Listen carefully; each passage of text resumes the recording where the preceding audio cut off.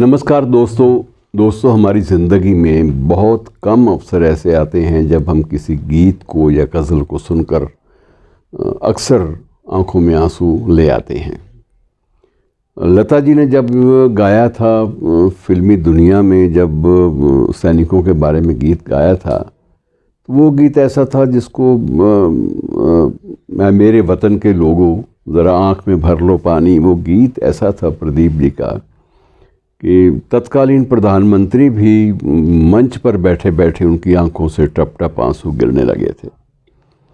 और इस बार जब एक और उदास गायक हमारे बीच में से गया, पंकज उदास भी बोलते हैं, गुजराती का कुछ उच्चारण का फ़र्क पड़ता होगा, राजकोट में जन्मे थे, तो तब भी लोगों की आंखों में आंसू उस शख्स के गायन से भी आए थे। और उनका गीत जो बाकायदा मंच पर सुनने वालों की आंखों में आंसू उमड़ उमड़ कर आते थे, दर्शकों के, श्रोताओं के आंखों में बाकायदा लोग अश्रु भीगी आंखों से और तन्मय होते हुए कानों से लोग सुनते थे।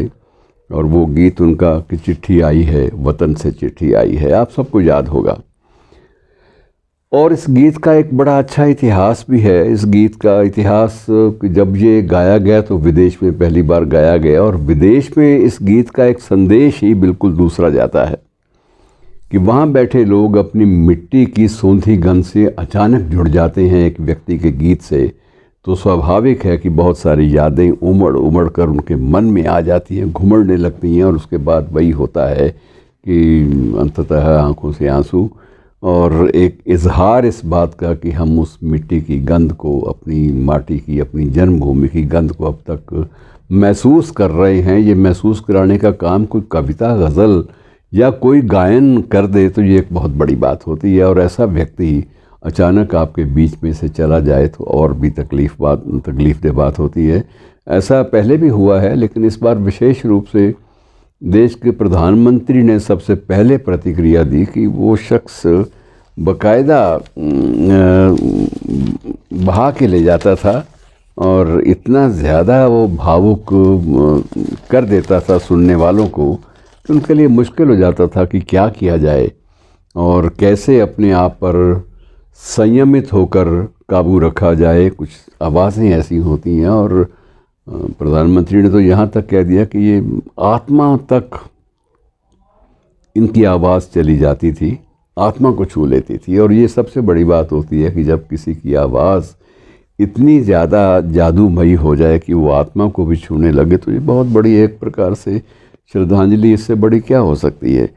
और मित्रों, मुझे ज़्यादा तो नहीं, उनको 2-3 बार सुनने का मौका मिला, और हर बार लगा कि ये एक अद्भुत स्मृति है, याद करने वाली बात है कि उनको सुन लिया। ये अपने आप में एक गर्व का एहसास होता था।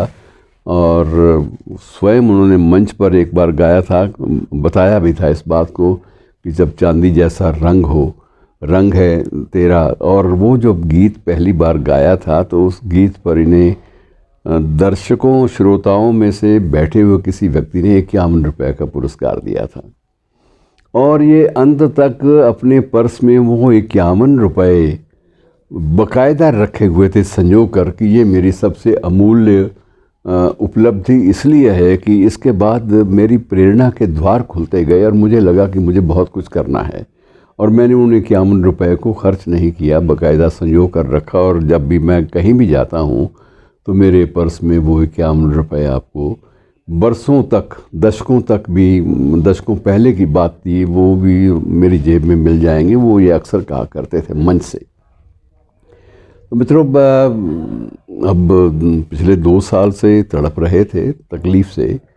पेनक्रियाज का कैंसर था, पेनक्रियाटिक कैंसर, और उससे जूझ रहे थे। और जूझने तक, उससे पहले तक, जब से वो बेड पे नहीं गए, उससे पहले तक निरंतर अपने कार्यक्रम देते रहे, विदेशों में भी, स्वदेश में भी, फिल्मों में भी और मंचों पर भी। तो ये सभी क्षेत्रों में जो अपनी पैठ गहरी बना लेना, ये एक बहुत बड़ी बात होती थी। और उनके जो प्रमुख जो गीत बहुत लोकप्रिय हुए, उन्हें चांदी जैसा रंग है तेरा, और ये जिए तो जिए कैसे बिन आपके, चिट्ठी आई है तो खैर वो बिल्कुल ही लोकप्रियता के शिखर पर पहुंच गया था ये गीत।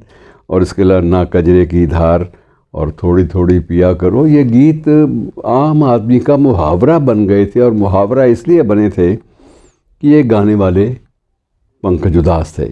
और पंकज उधास के भाई भी, आपको ये भी जानकर अच्छा लगेगा कि उनके भाई मनहर उधास भी इसी देश के बहुत बड़े गीतकार के रूप में स्थापित रहे। और दोनों भाइयों ने खूब धूम मचाई और कई बार ऐसा भी आया कि दोनों भाइयों को एक ही मंच से भी गाना पड़ा। तो मनहर उधास बताते थे कि 7 वर्ष की उम्र में इस मेरे छोटे भाई ने गाना आरंभ कर दिया था।